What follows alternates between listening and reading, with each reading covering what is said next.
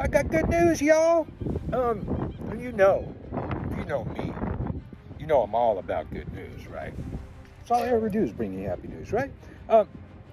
Last night, middle of the night, I believe it was on Truth Social. Our dear Tangerine Palpatine posted that Iran has surrendered. What? Wait, no. Here from the newsroom. That was alternative facts. Oh, a lie. A lie.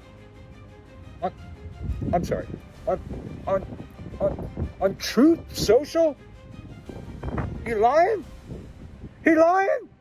On Truth Social? Oh my God! Anti-M. He lied. No.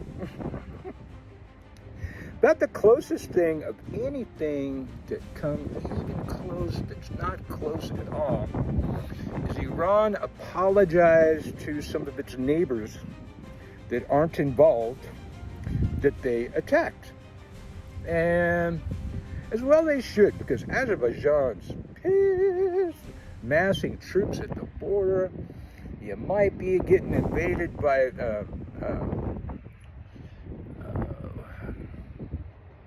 from the other people. Oh Lord,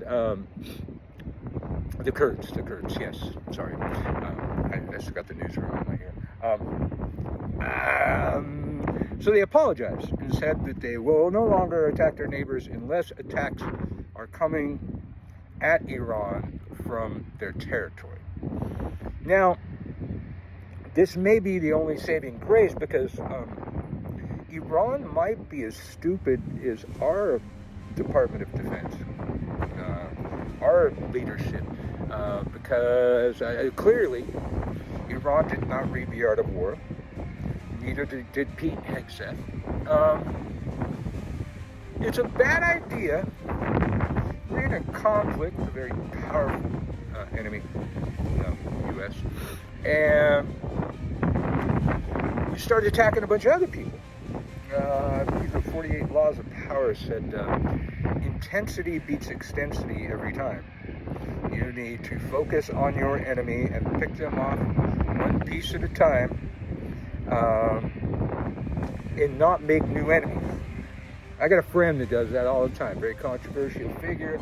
He'll be in hostile internet wars with people, and he'll go and attack several other people. And I'm always telling him, I say, it's a bad idea. Don't make new enemies when you're dealing with an enemy.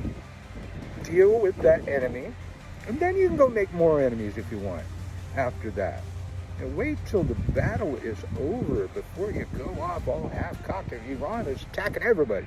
They're attacking their allies at one point, man. Everybody's pissed off at them. Saudi Arabia is pissed off at them. Maybe Saudi Arabia will go do another 9/11. Never know.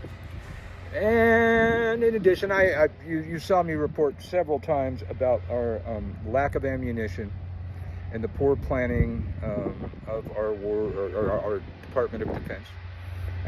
Now today, though, people have been talking about the Strategic Oil Reserve.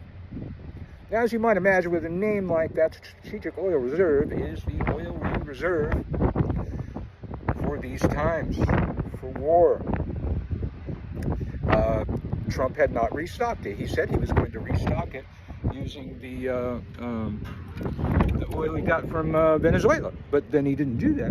He sent the oil or the money to Qatar. Sorry, I dropped something. To Qatar, and a secret bank account that he has there. So he filled his pockets with the oil money from Venezuela, when he said he was going to use it to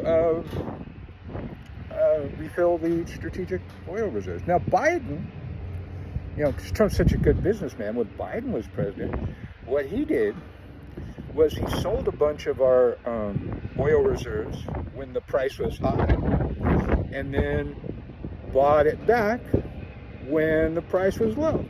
I mean, that's America 101, man. Buy low, sell high. Those are the first rule of economics, man. But, you know, we've got a president who bankrupted 3 casinos. And every other business he was involved in and every licensing that he gave his name to. All bankrupt. Failed. Look at this, man. Failed. Warfighter. So, not only we run out of ammo, we're running out of oil. And the price to refill our strategic oil reserves is extremely high. Now, this is the president that a couple weeks ago told us that he beat affordability. Well, he hadn't. Nothing was affordable. He still owes us a bunch of money for the tariffs because we paid those. We're paying those still. And now everything's less affordable. Gas prices going through the roof. Anything that requires gas to be shipped, which is everything, all those prices got to go up too. Nice fucking job, man. We're barely able to keep food on the table in this country. You know, here in our golden age, Americans struggled just to feed their families, and now we're going to struggle some more because of the Epstein files. And in my next report, we're going to talk some Epstein files. Michael Carell from the WTH News Network. If you like our take on the news, thank you for subscribing. If you haven't subscribed, that'd be great. If you could just subscribe, hit those like things, make a comment. These things really help out. If you could just do that, that'd be great.